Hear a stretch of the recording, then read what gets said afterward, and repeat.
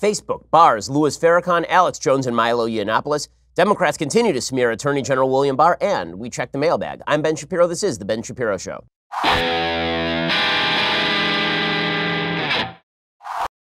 Man, a lot to get to today. We'll jump into all of it momentarily. But first, hiring is challenging.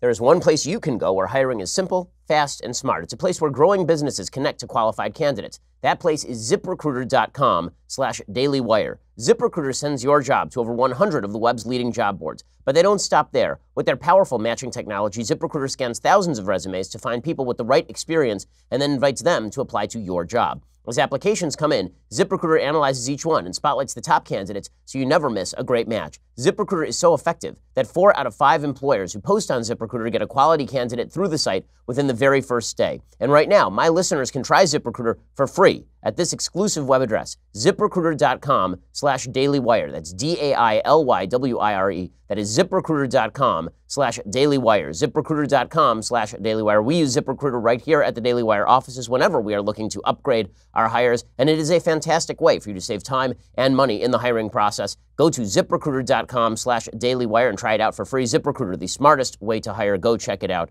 right now. Alrighty, so the big story of the day, to begin, is the situation with regard to the United States economy. We'll get to the censorship on Facebook in just one second, but the U.S. economy created 263,000 jobs in April. Unemployment has now fallen to its lowest rate since 1969. Since 1969. So the economy continues to boom. For all the talk about President Trump and his volatility and President Trump and President Trump and President Trump, the fact is, President Trump's policies have made businesses feel comfortable. His regulatory policies have made them feel as though they are not going to be targeted. The fact that Republicans still control the Senate provides a check on Democratic excesses. So businesses are looking at all of this and they are saying, okay, well, for the foreseeable future, let's keep pumping money into the system. For the foreseeable, let's hire up. This is a good time for the economy. Let's make this thing happen. The economy generated a stronger than expected 263,000 new jobs in April, helping to drive down the unemployment rate to a 49-year low of 3.6%. The increase in new jobs easily topped the 217,000 MarketWatch forecast. The jobless rate slid from 3.8% in March to hit the lowest level since December of 1969. Economists consider anything below a 4% unemployment rate in the United States to effectively be full employment. The average wage paid to American workers rose 6 cents, or 0.2%, to $27.77 an hour. Now, I want to, again, emphasize that wage, $27.77 an hour. We keep hearing from the left that a $15 minimum wage is necessary. The average wage in the United States is more than $12 more than that. The number of people who are surviving on minimum wage is extraordinarily low overall. The 12-month rate of hourly wage gains was unchanged at 3.2%. Hours worked each week fell 0.1 hour in April to 34.4. So for all the talk about how Americans are being deeply overworked, if people are working less than 35 hours a week on average, it is hard to make the case that they are being desperately overworked. Less than 35 hours a week on average, and wages are increasing, means that people aren't being worked harder for less pay. It means they are making more pay for working fewer hours. 35 hours a week is 7 hours a day. Okay, some simple math will tell you this. This does not mean that people are slaving away in a wage slave economy the way the Democrats seem to be suggesting. The government revised the increase in new jobs in March to 189,000 from a preliminary 196,000. February's gain was raised to 56,000 from 33,000, which means that the past months have also seen higher increases in jobs than normal. The economy is still going great guns. President Trump's economy, he doesn't get full credit for the economy because no president does. Obama didn't. But he does get credit for not quashing the economy. President Obama got blame for the slowest recovery in American history, and the economy continues to boom. So this is very good news for President Trump. As I've said, if the economy continues to be good, and if President Trump keeps his mouth shut, then he will have a significant shot of being able to win a general election, re-election bid. And if you look at the polls right now, it's fascinating. If you look at the polls right now, what you are seeing is that the various Democrats running against President Trump are not running in the mid-50s. You would expect, given President Trump's approval rating, that all of these polls would have Trump at 42%, the same as his approval rating. But his approval rating does not match up with the number of people who say they will vote for him. His approval rating hangs around in the low 40s. The number of people who say that they will vote for him is always hanging about 45 to 47%. In fact, the only candidate in this new CNN poll, this is amazing, this new CNN poll, the only candidate who drives who drives Trump down to his approval rating in terms of his public support for voting is Beto. Really, this new poll from CNN has Beto at 52 and Trump at 42. It's pretty hilarious, actually. So it has Bernie at 50 and Trump at 44, which I think would not be the final result of that election cycle. It has Biden at 51 and Trump at 45, which is the reason that Biden right now is doing so well in the primaries, because Democrats are effectively suggesting that he is the most electable candidate. Pete Buttigieg only at 47% to Trump's 44%. Kamala Harris at 49% to Trump's 45%. So they're not winning a majority against a guy as unpopular as President Trump. Elizabeth Warren loses to Trump in this poll. So Trump 48, Elizabeth Warren 47. Naturally, this means probably that Democrats will probably nominate Elizabeth Warren. I think that's the way this works.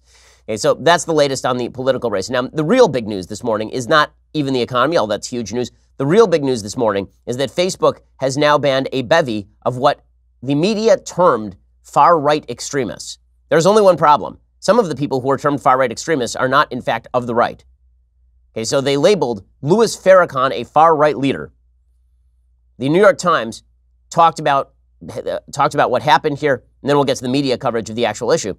So the New York Times originally said that far-right extremists were being banned, and they used that description for Louis Farrakhan, the leader of the Nation of Islam and a virulent anti-Semite who's been pictured with virtually everybody in prominent circles on the left. An article for The Atlantic was originally titled, "Instagram and Facebook Ban Far-Right Extremists." The New York Times, Washington Post, Politico, and The Atlantic all described Louis Farrakhan as a far-right extremist. Now, the reason that this matters, I will get to in just 1 second. So here is the actual story. According to the New York Times, after years of wavering about how to handle the extreme voices populating its platform, Facebook on Thursday evicted 7 of its most controversial users, many of whom are conservatives, immediately inflaming the debate about the power and accountability of large technology companies. Now, I think it is worthwhile noting here that the New York Times description is funny. As soon as they start describing people who are fringe, like Alex Jones, they start calling them conservatives. That's because, for the press, there is no difference between conservatives and, quote, far-right extremists. Right? According to The Economist, I was alt-right, and then when they corrected it, I was a radical conservative. There's no difference for the media between a normal mainstream conservative and Alex Jones. They just don't see any distinction there. And not only that, they also see if somebody is extreme, that person must be far-right. I've never seen any of these newspapers describe anybody, as far as I can recall, as a far-left extremist. Right? Bernie Sanders is an open socialist who used to defend the Soviet Union and talk about the glories of breadlines, and he is the secondary contender in the Democratic primaries right now. The press conflate conservatism with alt-right, and then they conflate not being a wild leftist with being a conservative, and they lump all of that together, and then they say, okay, conservatives are bad. This is how the game is played. The social network said it had barred Alex Jones, the conspiracy theorist and founder of InfoWars, from its platform, along with a handful of other extremists. Louis Farrakhan, the outspoken black nationalist minister who has frequently been criticized for his anti-Semitic remarks, was also banned. The Silicon Valley company said these users were disallowed from using Facebook and Instagram under its policies against dangerous individuals and organizations. Now, their statement here is so impermissibly vague. It's so insanely vague. If you're going to ban somebody from your platform, you should have a pretty good reason. Right? You're talking about Facebook, which is the biggest social media platform on planet Earth with billions of users. If you are a platform, you really should have to release a specific statement explaining what this person did wrong, not only so that the person has a right to defend themselves against the charge, which could very well be a smear, but also so that everybody else knows what the rules are. But Facebook is acting like an arbitrary centralized government here, banning people without even, we don't need to give you an excuse why you were banned, you're just banned. Why? Well, because we call you a hateful extremist. Well, what makes somebody a hateful extremist? Facebook has no hard definition because it's an innately malleable term. A Facebook spokeswoman said in a statement, quote, "We've always banned individuals or organizations that promote or engage in violence and hate, regardless of ideology. The process for evaluating potential violators is extensive, and it is what led us to our decision to remove those accounts today." Well, thanks. I now know nothing about your standard. This statement itself has a bunch of problems embedded in it.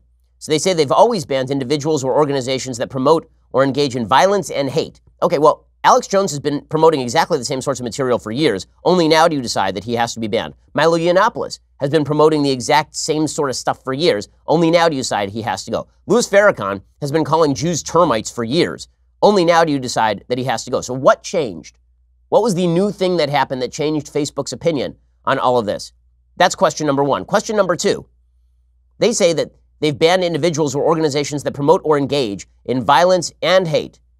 Okay, so how about organizations that promote violence against, like, ISIS? So as my friend Eric Weinstein pointed out, he suggested correctly that he is a supporter of the Peshmerga in Kurdistan fighting ISIS. They're engaged in violence. Does that mean that he is engaged in supporting violence? I mean, you're going to have to make some distinctions here, I would assume.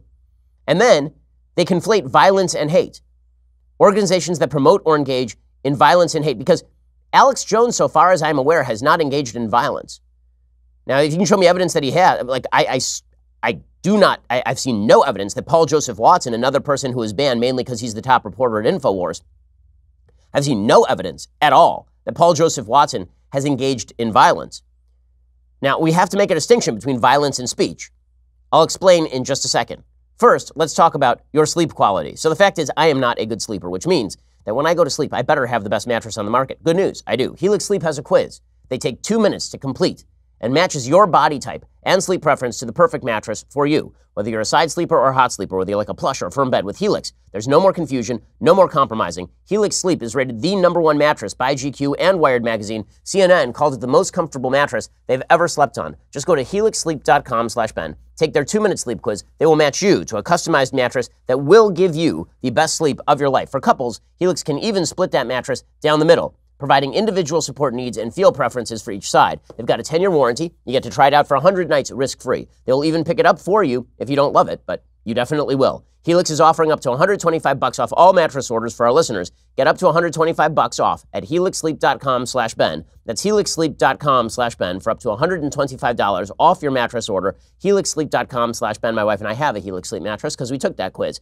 The mattress came in the mail. It was personalized for us. It is great. It is so good that I got one for my sister for her wedding. Go check it out at helixsleep.com/Ben and get $125 off your mattress order. That's helixsleep.com/Ben for the most comfortable mattress on planet Earth. helixsleep.com/Ben also won't cost you an arm and a leg. Okay, so back to this statement from Facebook.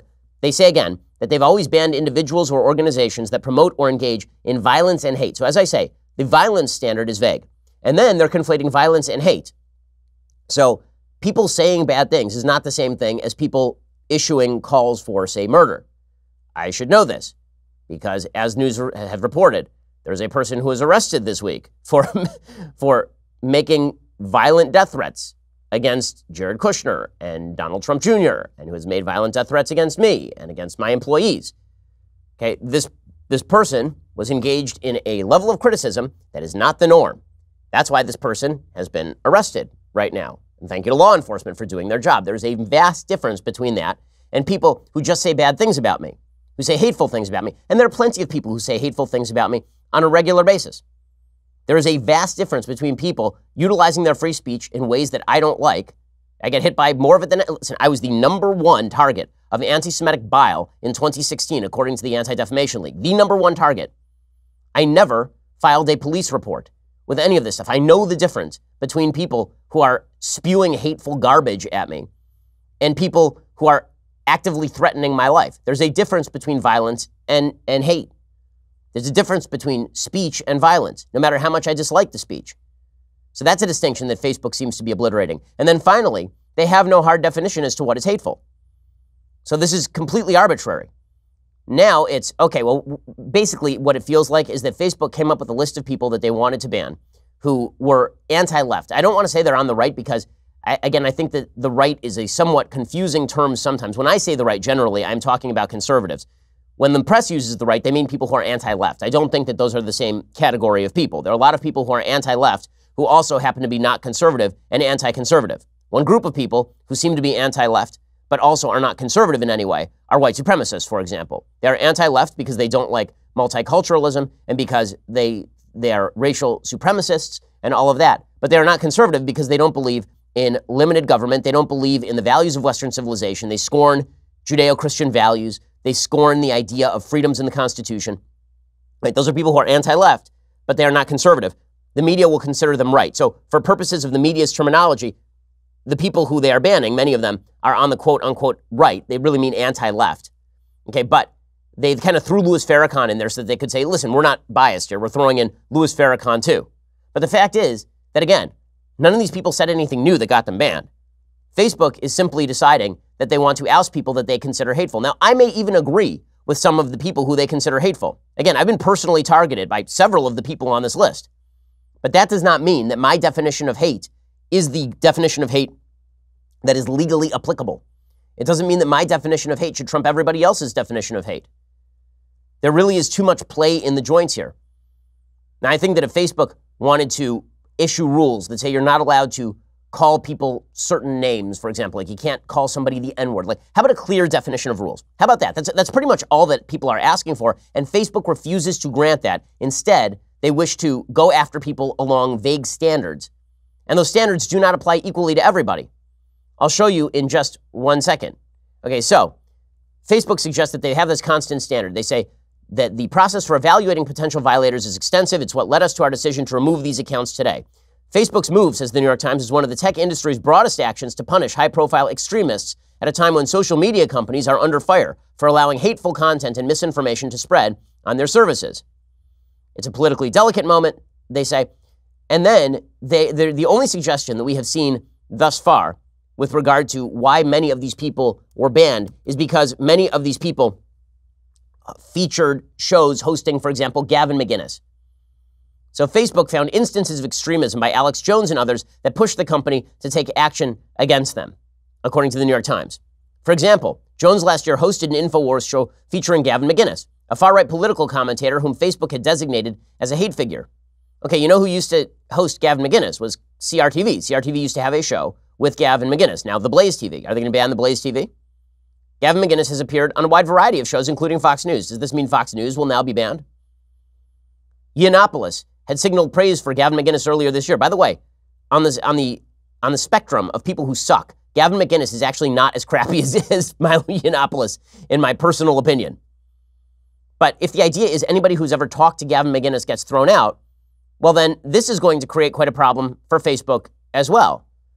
Now, the reason it's going to create quite a problem for Facebook and for Instagram, for example, is because one of the people they banned was Louis Farrakhan. Louis Farrakhan is as evil in his views as anybody on the list. I would say more evil in his views than pretty much everyone on the list. He's probably the most evil of the people who are on this list. Louis Farrakhan, for years, he's been an open, brutal, blatant anti-Semite who uses genocidal language about Jews. And Louis Farrakhan is being pushed today by Snoop Dogg. So, is Instagram and Facebook, are they going to ban Snoop Dogg? Because the fact is that, according to the New York Times, people like Alex Jones are being banned not for stuff that they did, but for featuring Gavin McInnes. And Milo Yiannopoulos is being banned. By the way, I think Milo sucks, right? Milo is the kind of person, as a human being, who during the 2016 election, he said that I was insufficiently committed to the cause of preserving whiteness in the United States effectively, and he called me a cuck for this. And on the day that my son was born, he sent me a picture of a black baby on Twitter, because obviously I wanted my wife to have sex with a black man to produce a black child, because I was in favor of what? The racial mixing of the United States or something? I mean, it was an insane thing. So so Yiannopoulos is bad on his own merits.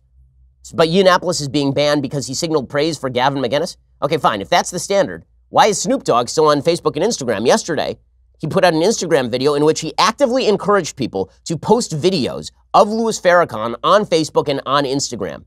This is okay. Snoop Dogg was at the White House, by the way, with Barack Obama.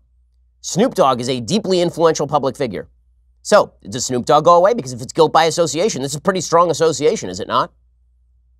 What up? If you down with it, like I'm down with it, post your favorite Minister Farrakhan video on your Instagram and Facebook page. Show some love to a real brother. Post it right now. He got footage everywhere. If you ain't got none, snatch it off of YouTube. It's everywhere. Put up some Minister Louis Farrakhan footage. Show some love. Show what he really be talking about. Educating, truth. Can't ban all of us. Can't ban all of us. He's a real brother. Okay, so there is Snoop Dogg, not just making the case for free speech for Louis Farrakhan, but defending Louis Farrakhan. He's a real brother. Show what he really be talking about. Okay, so you're telling me that Milo is banned, or Paul Joseph Watson is banned so let me just get this straight. Paul Joseph Watson is banned because he is associated with Alex Jones, who is associated with Gavin McInnes. Is this the standard Facebook is using now? Okay, you're going to have to ban Snoop Dogg, right? Snoop Dogg is actively associating with Louis Farrakhan if this is the standard. Now, I don't think any of these people should be banned. And I think that if they are banned, I need a clear standard as to why these people should be banned. Facebook won't even articulate that. I love this. Joan Donovan, the director of Harvard's Technology and Social Change Research Project, who studies online extremism, says, I'm sure they're going to make a slippery slope argument here. No, I'm not making a slippery slope argument. I am making an argument that you do not have clear standards by any stretch of the imagination. I'm not saying you're going after Alex Jones, therefore you'll go after Paul Joseph Watson, therefore you will go after me. That is not the case that I am making. The case I am making is that you have not articulated any standard at all. And so having not articulated a standard, it's not that I suspect there will be a slippery slope. I am suggesting there is no absolute principle that is being applied here. And I have proof. I have proof that there is no absolute principle being applied here. This proof comes courtesy of Jewish Insider today. Quote, in a letter, Facebook Vice President Joel Kaplan makes clear the site will not remove lies or content that is inaccurate, and that includes denying the Holocaust.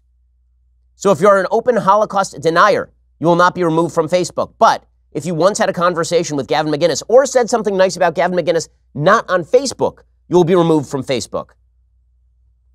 Kaplan, who is the vice president for global public policy at Facebook, he said that Facebook intends to allow Holocaust denial on the platform so long as it doesn't advocate violence against Jewish people in any way. By the way, this is the actual correct perspective. What Kaplan is articulating here should be the perspective.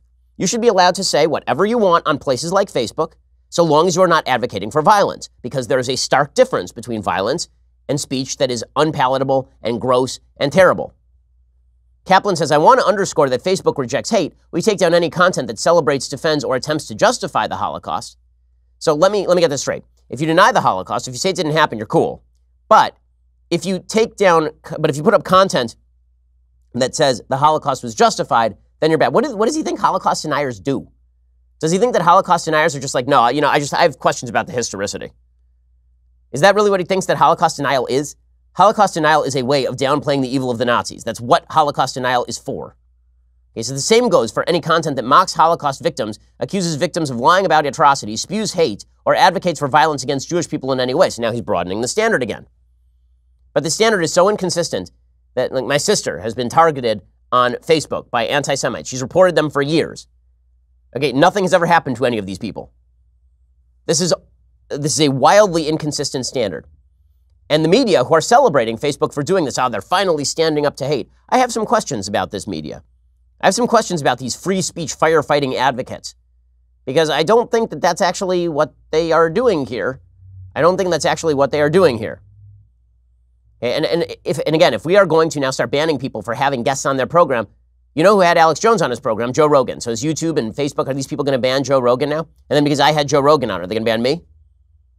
And then because they had me on, are they going to ban everyone? Because I've been on pretty much, I've been on with Vox. This is all nonsense.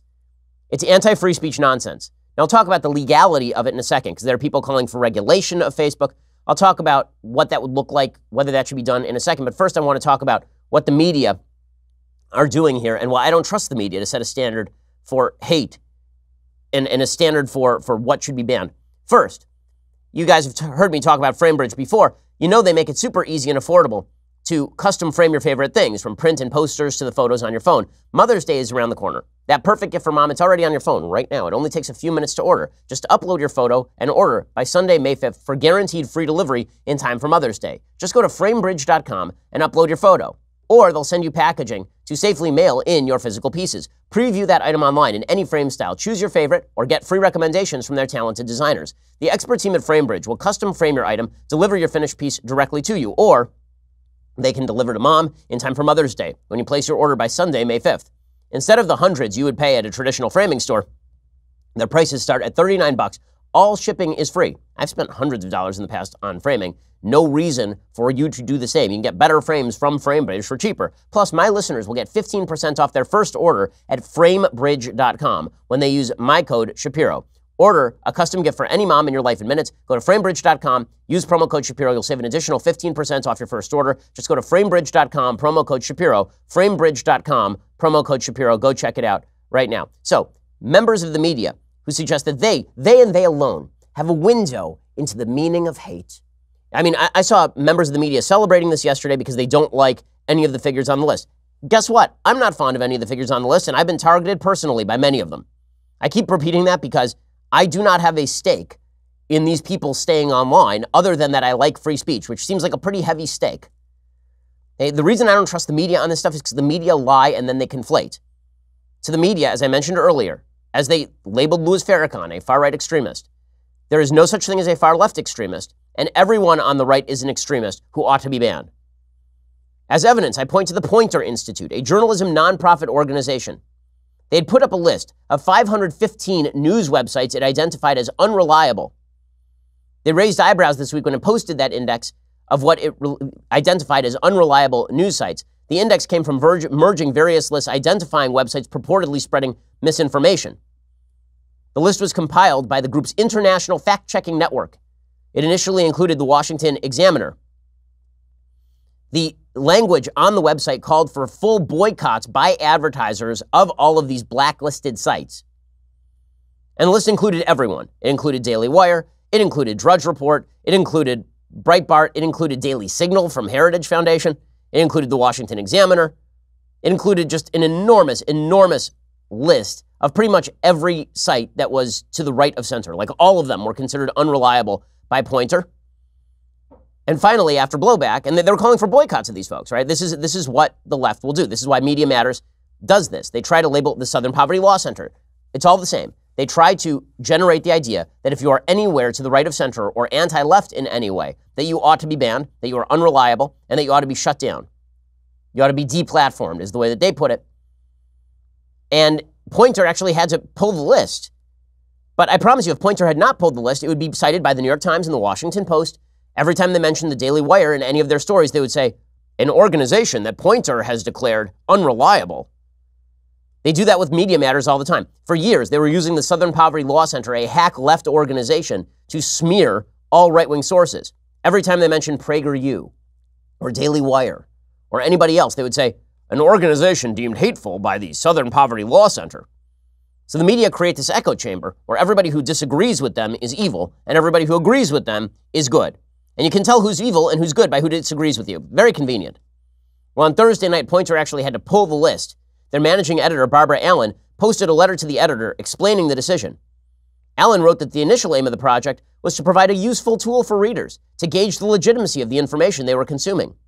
However, she wrote, soon after we published, we received complaints from those on the list and readers who objected to the inclusion of certain sites and the exclusion of others. We began an audit to test the accuracy and veracity of the list. And while we feel that many of the sites did have a track record of publishing unreliable information, our review found weaknesses in the methodology. We detected inconsistencies between the findings of the original databases that were the sources for the list and our own rendering of the final report.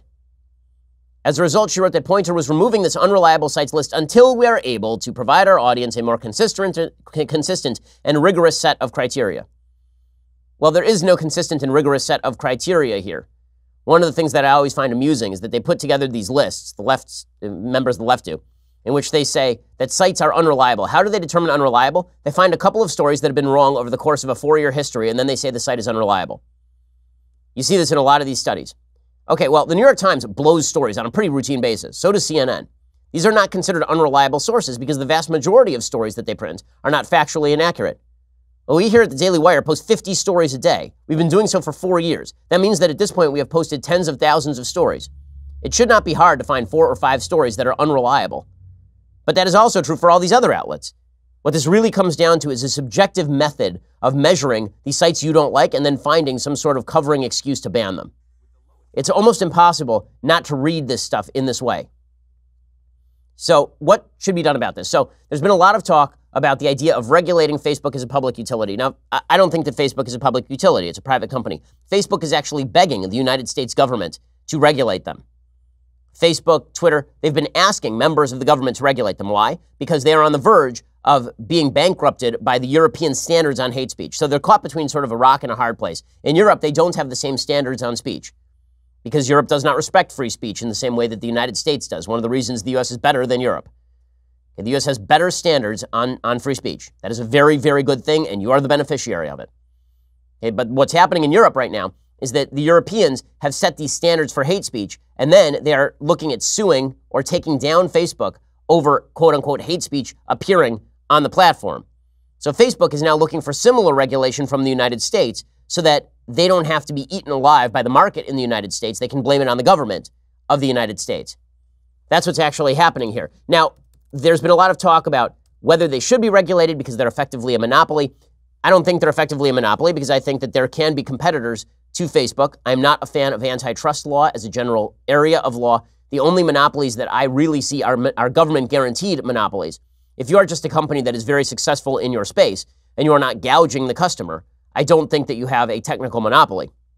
I tend to be a consumer side advocate when it comes to deciding whether a company is a monopoly. There's sort of two theories of monopoly. One is that if you are the only company in your space, so the supply side, then you are a monopoly.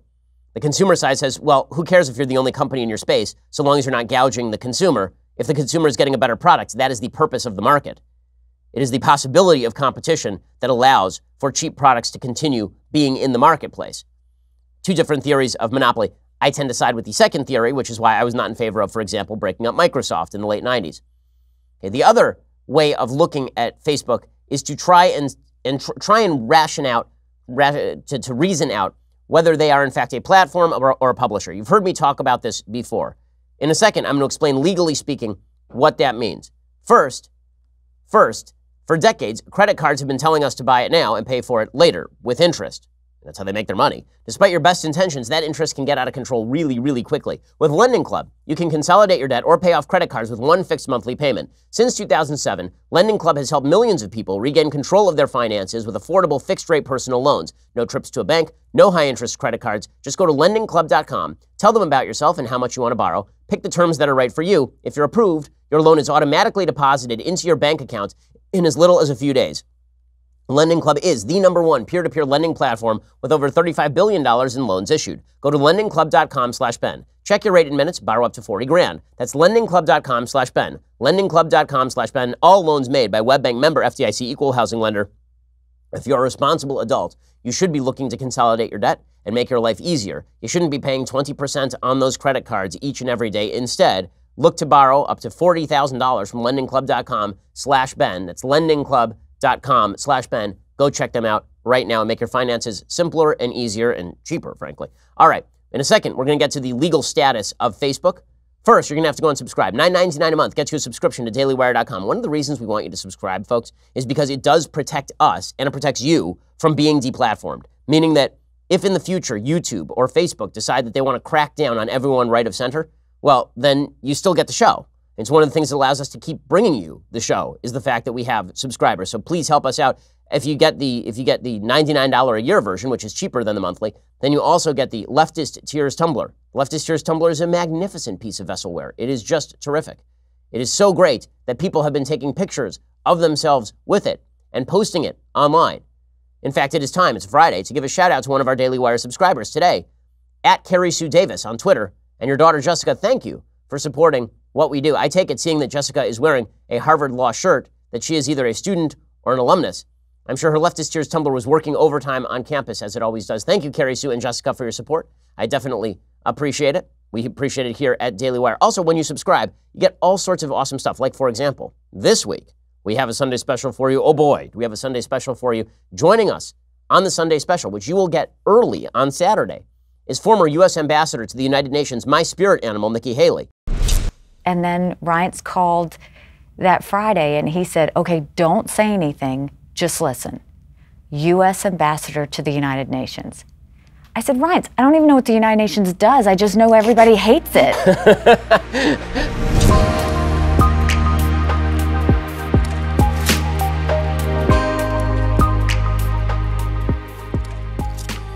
It's a fantastic episode with some fantastic insights. So click subscribe, get that Tumblr, get all of our shows, get early access to the Sunday special. You will indeed thank me later. Go check that out. Also, continue to follow us at YouTube or iTunes. If you're not subscribing, please do. If you haven't left a review, please do. And tell all your friends about it. We are the second most downloaded podcast in America. Make us #1. I mean, come on. Let's make this thing happen, guys. We are the largest, fastest growing conservative podcast and radio show in America.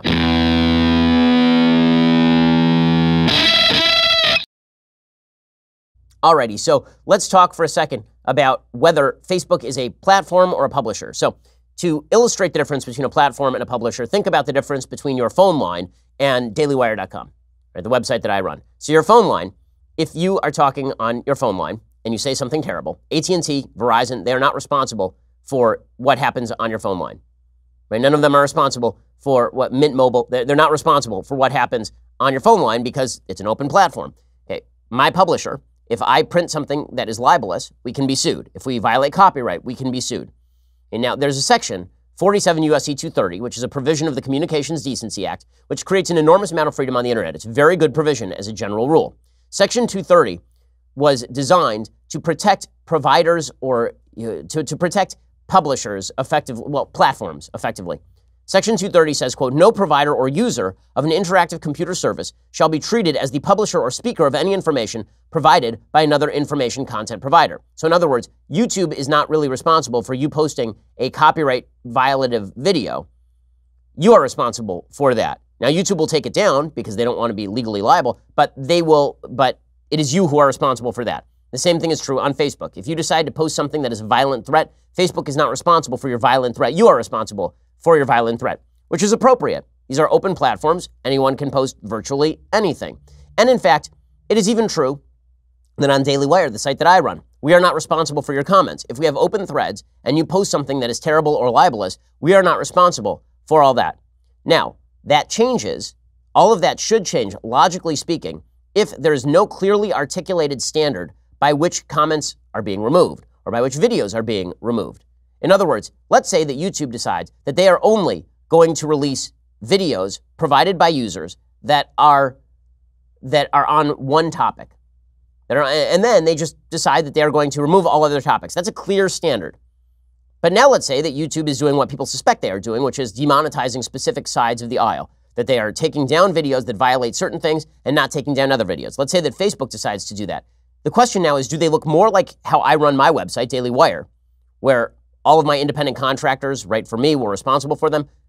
Does it look more like that? And we have free contributors, by the way, and we are responsible for their writing. If people write for us, doesn't matter if we pay them. If we print something and it goes through the editorial process and then it goes up, we are responsible for that. Does Facebook look more like that? Or does Facebook look more like an open forum where they're like back policing things on a consistent basis? If there are no standards articulated, there's a good case to be made that Section 230 of the Communications Act of the Communications Decency Act should be changed to require that if you are a platform, you should have to have at least a clearly articulated standard for what is removed and what is not. Because otherwise, you're really not acting like a platform. Really, you're acting more like a publisher. Like I decide on an editorial level what we wish to publish. Well, Facebook, if they have decided that politically motivated concerns are the issue, well, then they look more like us. So that is what is going on with these sort of vague hate standards. If you have a vague hate standard that is only being applied to one side of the aisle, that would suggest that you are acting more like a publisher than like a platform. And that means that there should be some serious consideration to revising Section 230 of the Communications Decency Act. Now, the case against that, just to give the other side, is that you don't want government getting involved with regulating websites generally. You don't want the government involved. Now, I don't think that's what would be happening here. I think that instead what would be happening here is that you are opening up to liability websites that act like publishers. They're not quashing my free speech. I'm the publisher of Daily Wire. They're not quashing my free speech, the fact that we can be sued for libel or for copyright violation. Well, the same case could be made with regard to Facebook. If you're responsible for your material, you're responsible for your material. There's a better thing that could happen here. Okay, Facebook is asking for wider regulation than that, by the way. They want the government to actually regulate the speech that can be put on Facebook. But there's a better stance than this, which is, how about a clearly articulated standard that says what you can put up and what you cannot put up on Facebook? How about that? How about like terms of service that aren't impermissibly vague? How about you have to offer an excuse when you ban somebody from your service, and so we can all see it and learn from the case study? But these social media companies don't want to do that, and that's why people are so suspicious of what exactly is going on here.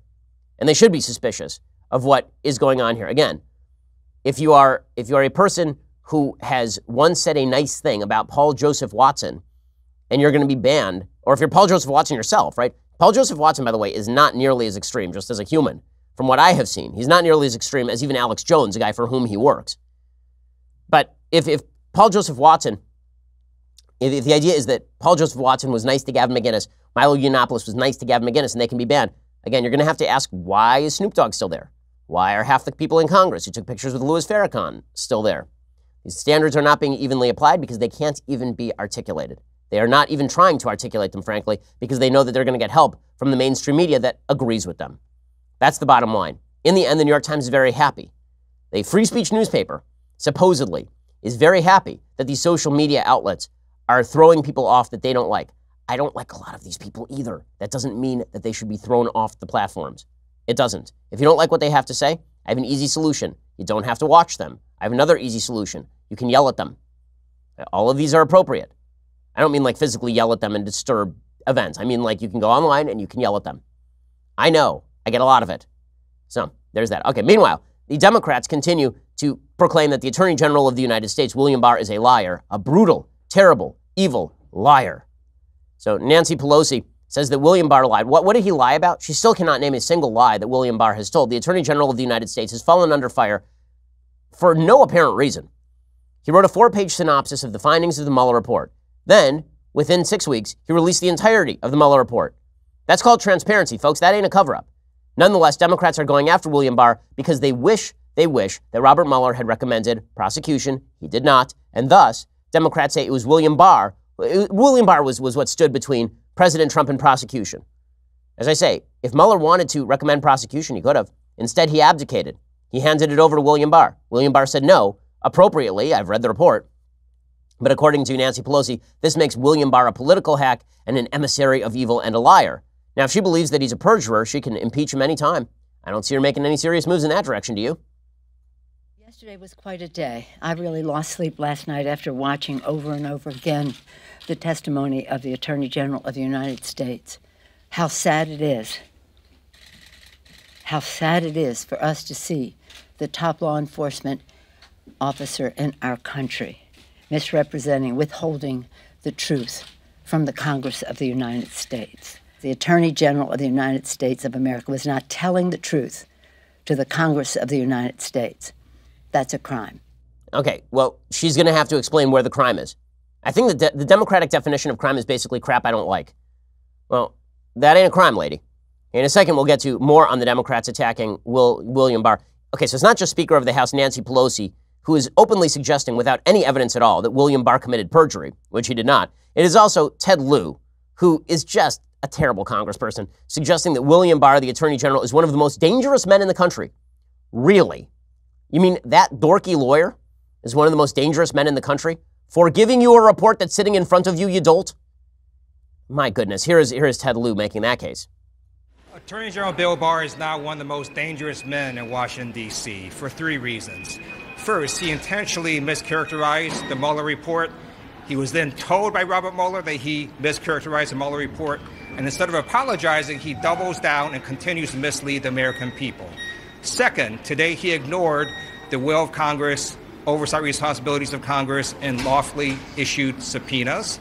And third, right now he is suing to eliminate your health care coverage. Let's not forget, right now he is suing in court to eliminate pre-existing conditions health care coverage. This is just such nonsense. Now, here's the reality. Democrats are not going to do anything about William Barr. This is all sound and fury signifying nothing. This is them whining and bitching and moaning because they didn't get what they wanted from Robert Mueller, and they can't blame Robert Mueller because they spent several years building him up as the deus ex machina who's going to save us all from President Trump. Representative Hakeem Jeffries of New York let the cat out of the bag. He said, we're not jailing Barr. So like all this talk about how we're going to hold him in contempt and then throw him in jail, that's not happening. How do you get this thing moving? Do you oppose fines? Do you suggest maybe even, as some have said, jail time for the Attorney General of the United States? Well, jail time is not something that I believe is being seriously contemplated. And look, we're going to continue along the track of trying to find common ground on behalf of the issues that would improve the lives of everyday Americans, while at the same time understanding that there's another lane which is going to require for Congress to hold the administration accountable when it steps over the line, and we're not going to shirk that responsibility either. Okay, well, they're not going to shirk that responsibility, except that there is no responsibility here because they're not going to do anything. They're not interested in doing anything. So all of this is manufactured. Meanwhile, the House Judiciary Committee is trying to get Robert Mueller there in the wild hope that Robert Mueller will come in and then say, listen, I decided that I couldn't indict because the president's the president, but secretly you guys should impeach him. That's what they want from Robert Mueller. I don't think Robert Mueller is going to give that to them. Apparently, NBC News and ABC News are reporting that the committee is now speaking with Mueller's team when it was previously dealing with the Justice Department. NBC reports that a hearing has not been finalized. A date was not set, but they're apparently negotiating with Mueller to come testify. Well, I mean, the networks, I'm sure, will be happy with the ratings because that's exciting stuff. But we have Mueller's thoughts in 450 pages. Got things longer than a Tolstoy novel. We have all of his thoughts. He didn't hide them. They haven't been hidden from you. They are publicly available. You can buy a print copy online right now at Amazon. This is all silly talk.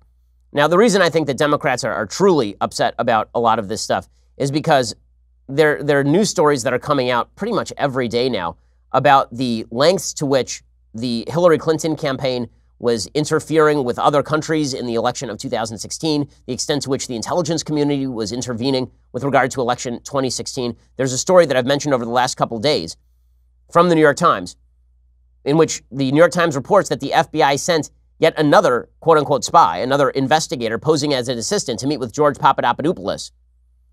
According to the New York Times, there was a woman who posed as a research assistant. She was actually a government investigator. She went to spy on George Papadopoulos. She said her name was Azra Turk.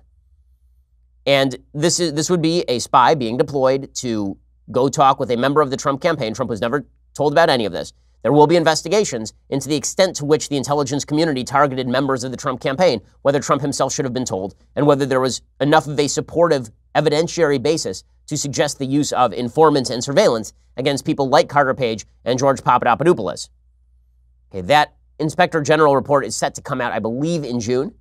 I think Democrats are fearful of that. I think Democrats are also fearful of new reports like this one that is coming out. According to Fox News, Ukraine's embassy wrote that a Democratic National Committee insider reached out in 2016 seeking dirt on President Trump's team, according to a bombshell new report on Thursday that further fueled Republican allegations that Democrats were the ones improperly colluding with foreign agents during the campaign. Ambassador Valery Chaley said DNC contractor Alexandra Chalupa pushed for Ukraine's then-president Petro Poroshenko to mention Paul Manafort's ties to Ukraine publicly during a visit to the United States and sought detailed financial information on his dealings in the country, according to The Hill. At the time, Manafort was Trump's campaign chairman. Chaley said in a statement, quote, "The embassy got to know Ms. Chalupa because of her engagement with Ukrainian and other diasporas in Washington, D.C., and not in her DNC capacity. We learned about her DNC involvement later.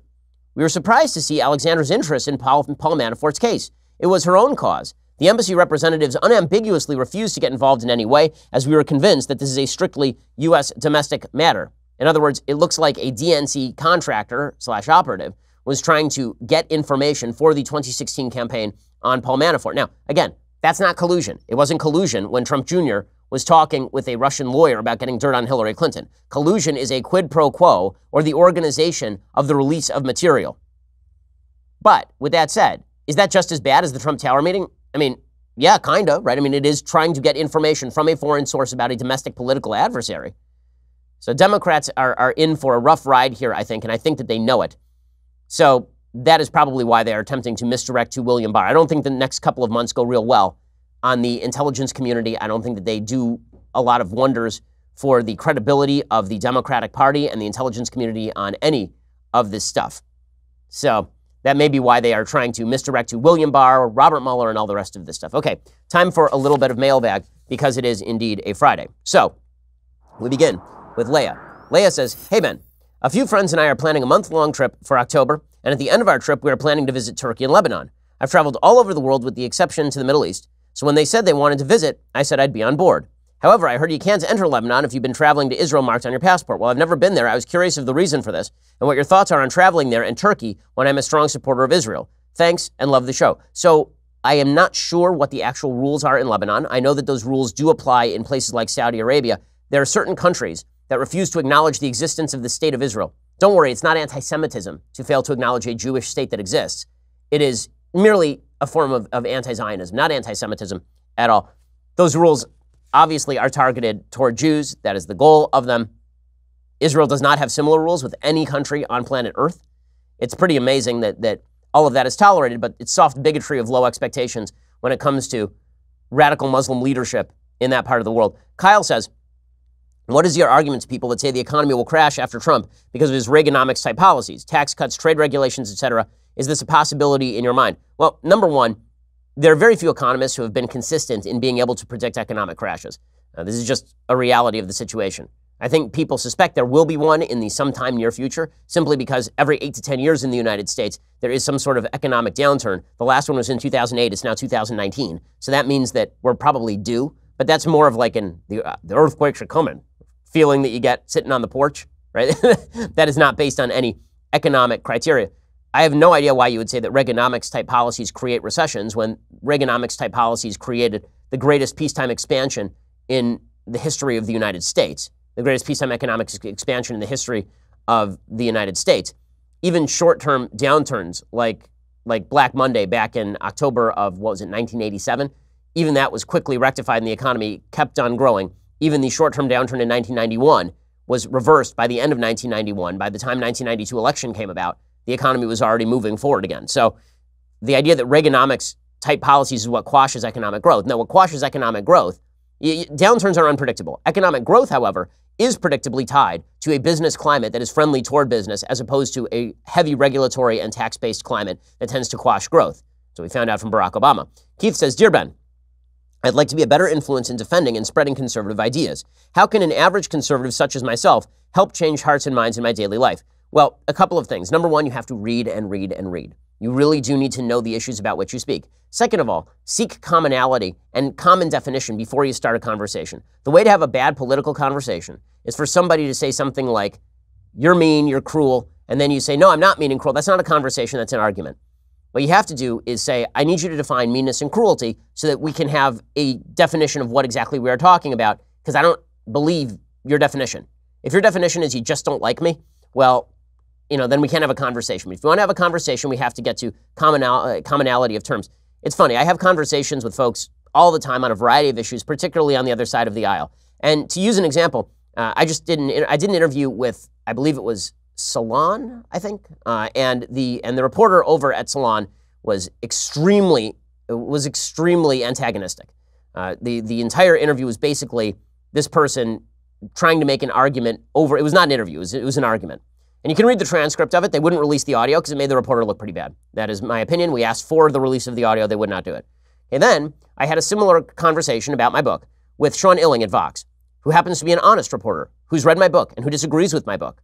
But because we were having a conversation that was productive, he would ask my opinion on something. I would ask him for a clarification of definition. I would respond. He would ask for a clarification of my definitions. He would respond. This is what is called a nice conversation. You can do that. Specifics help conversations move forward. This is true in marriage. It's true in child rearing. It's true in parenting. It's true in all areas of life. Specificity and clarity is what you should be seeking in conversation if you wish to have a conversation.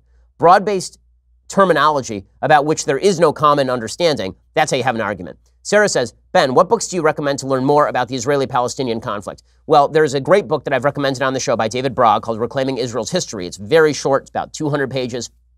And that gives you a pretty good background on what you need to know. There's also a book by Eli Bard called Myths and Facts that I always recommend, mainly because it's bite-sized. It has a myth, and then it will have the fact, and that's like a page long, and it answers most of your questions about it. I'd start with those two books, and then if you want sort of longer form histories, there's a book by Howard Sacker called The History of Zionism that is worth reading. Benjamin Netanyahu actually wrote a great book called A Durable Peace back in the 1990s that talks about kind of the long-term history of Israel and the Palestinians, and more than Israel and the Palestinians, Israel and the Arab world around it, because the Palestinians as a cohesive entity really did not exist as a cohesive entity until the creation of the State of Israel. All the Palestinian actually referred to Jew, right? The Palestine Post was referring to the Jerusalem Post, was referring to Jews. Palestinians as a specific political entity were not created really until 1948, and everybody was considered Syrian.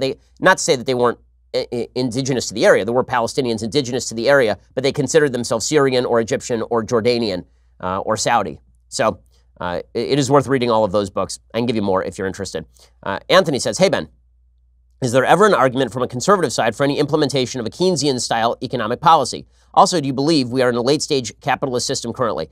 The phrase late-stage capitalist is very irritating because there is either capitalist or there is non-capitalist. The idea that capitalism is moving toward an end game where it falls apart, that is a Marxist construct that I just don't believe.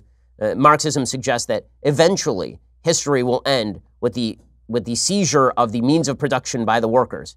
And that has not happened historically. Instead, what has happened historically is a forcible seizure of the means of production by government, and then the collapse of that system repeatedly because that system sucks and is terrible for human beings. So I don't really believe in the phrase late-stage capitalist. I believe in economic, that there is such a thing as top-down economic fascism or corporatism, right? That exists, but I don't think that's capitalism. I think people tend to conflate a lot of this terminology. As far as the argument for implementation of a Keynesian-style economic policy, which I assume would mean seizure of money from people who are more wealthy, giving it to people who are poorer so that they can start so they can start spending that money, that spending is better than saving. No, I disagree with Keynesianism. There's a great book by the author of Economics in One Lesson, Henry Hazlitt. It's about a 450-page book that really breaks down Keynes's work at length. It's very detailed. So if you're interested in that, that's available. Richard says, hello, Mr. Shapiro. I've heard several times you say that Congress has subpoena power. Where does it say that in the Constitution? Is it a part of the necessary and proper powers? Well, Congress can pass legislation that allows them to subpoena.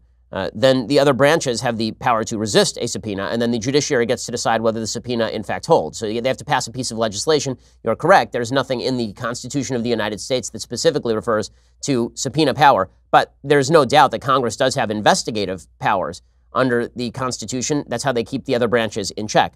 Michael says, Ben, do you think there's any Republican who, if they were to run, could beat Donald Trump in the primary? Maybe Jim Mattis, Mitt Romney, or Ben Shapiro? No.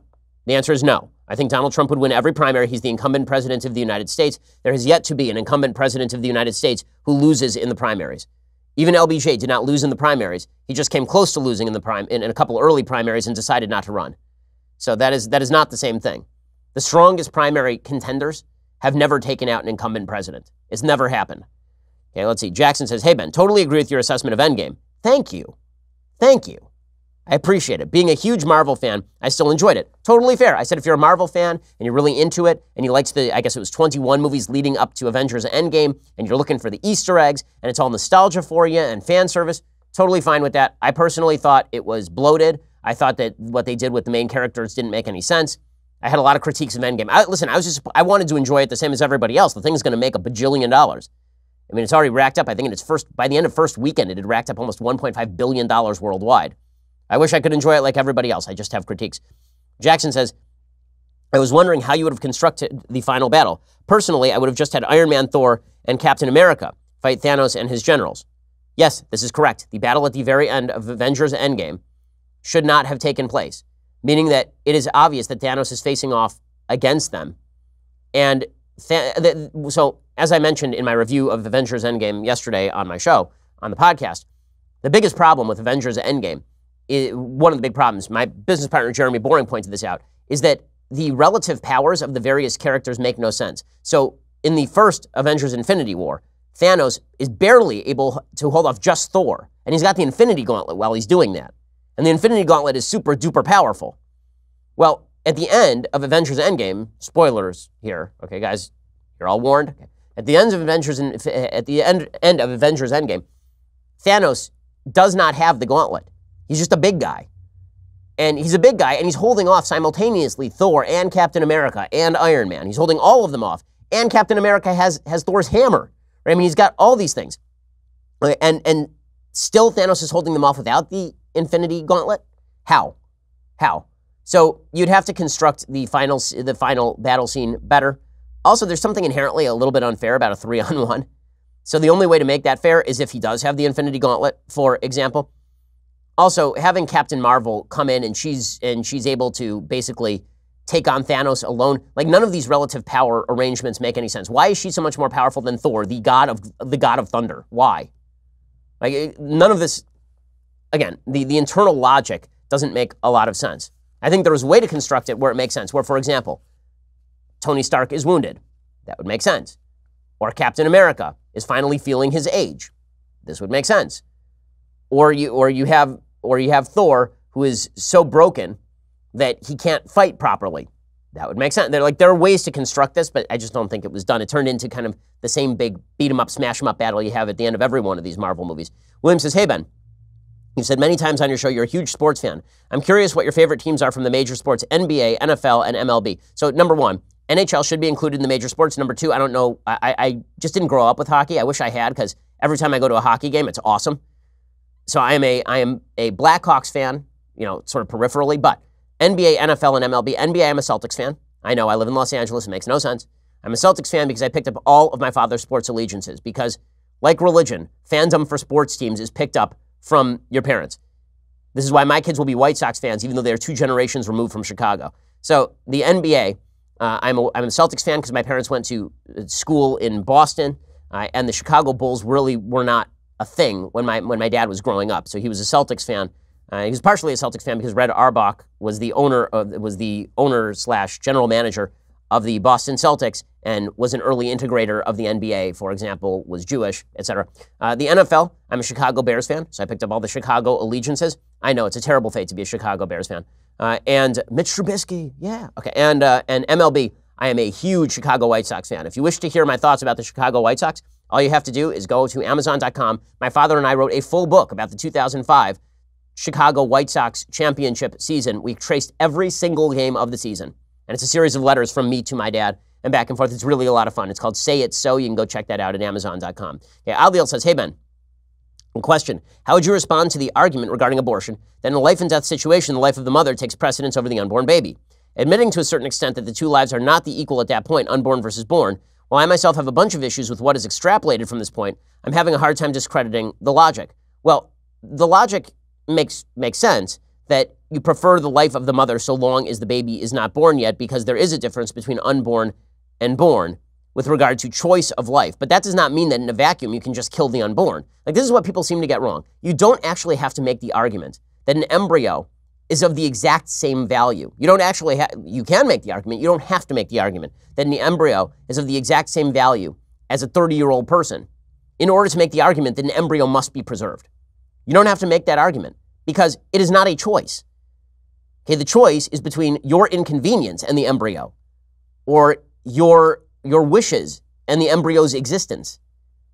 And that is not the same choice. So first what people do is they create the false choice between the existence of an adult life and an unborn life. And then the next thing that they do is they say that all cases are that choice, which they are not. So it's just bad logic. I don't think you have to accept you don't even have to accept the premise that all life is innately of equal value to, especially, in early stages of you don't have to accept. You can accept it. Again, you can say an embryo is exactly the same as a fully grown human being, but you don't have to in order to make the argument for the preservation of the embryo. That's historically been the Jewish argument, for example.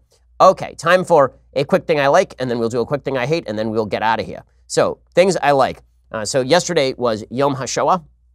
I talked at length about Holocaust Remembrance Day, and there's a great video I saw yesterday from El Al, the Israeli national airline.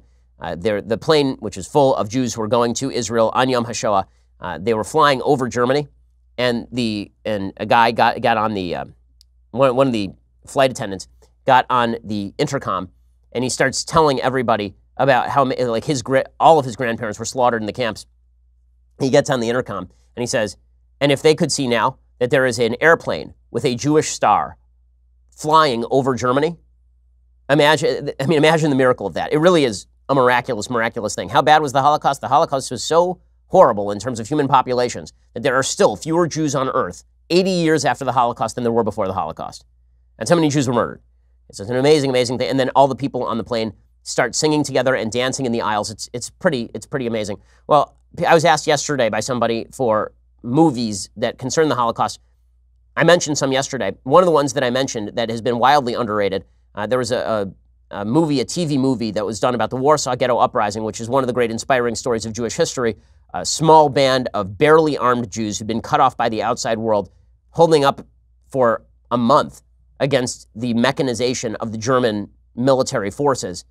It is a strong argument, by the way, that people should be armed, because armed Jews held off the Nazis for a month in the middle of complete privation, without proper ammunition, without proper firearms. There's a very good movie called Uprising, as I say. I believe it's only available on DVD. You can order from Amazon. It's certainly worth the watch. It's quite good. In fact, I find the Warsaw Ghetto Uprising story so important that I'm actually working on a musical about it with my father. My father writes musicals, so I wrote the libretto. My dad writes the music. So we're hoping to bring that out, I think, probably sometime next year. In any case, okay, time for a quick thing that I hate.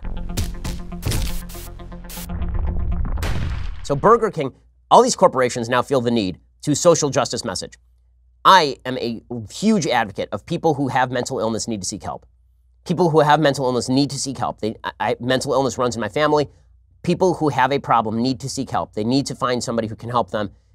Burger King runs a commercial about mental illness, and it makes no sense at all. It just doesn't make any sense. So here is Burger King's weird commercial, which, I mean, I guess capitalism for the win. But here is Burger King trying to, I guess, push depression eating. Is that the idea here? Not everybody wakes up happy. Sometimes you feel sad, scared, crappy. All I ask is that you let me feel my way. Feeling blue. Kinda down. Can't wait to leave this close-minded Okay, so it's just a town. bunch of little poetic statements about feelings, and then the chorus is, I just want you to let me feel my way. You can feel your way, okay? But what you really should do if you're depressed and you're down and you're having a problem is you should go see somebody and do something about it. Burger King's eventual solution to all of this is that if we just let you feel however you want to feel without trying to intervene, and then we give you a bunch of meals that you're going to eat. So we're going to let you harden your arteries. That's the proper solution, is for you to feed. Yeah, like, very weird take. Very, very odd take. By the way, for folks who are depressed, one of the greatest methods of trying to fight depression is something called cognitive behavioral therapy, in which the goal is not to let you feel your way. The goal is to try to explain to you how you can intervene in the chain of your own feelings and stop yourself from feeling a way you don't want to feel. Burger King making money off depression eating, and then virtue signaling about it. Welcome to, if there is such a thing as late-stage capitalism, this would be what it would look like. Man. All right, so we'll be back here later today with 2 additional hours. Plus, remember, you should subscribe so you can get the Sunday special a day early. We got Nikki Haley this weekend, so that's pretty awesome stuff. Go check. We have a bunch of big-name guests who are coming up. Also, we have a very special episode that I can't wait to tell you about of the Sunday special coming up next month. It's going to be just fantastic. I've been doing the interviews for it all week. It's so good. We'll get to that, but go subscribe so you get all that stuff. I'm Ben Shapiro. This is The Ben Shapiro Show.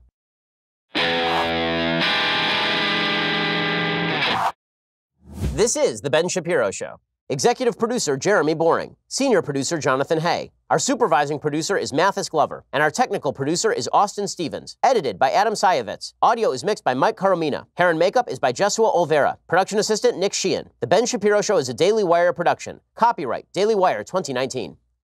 Hey guys, over on the Matt Walsh Show today, Facebook has stepped up its censorship efforts. So we'll discuss the great purge of supposedly dangerous people, people who all reside, coincidentally, I'm sure, on one side of the political spectrum. And we'll also talk about the ethical and legal implications of what they're doing. Also, we're now being told that it is white supremacist to try to be objective. Objectivity is white supremacy.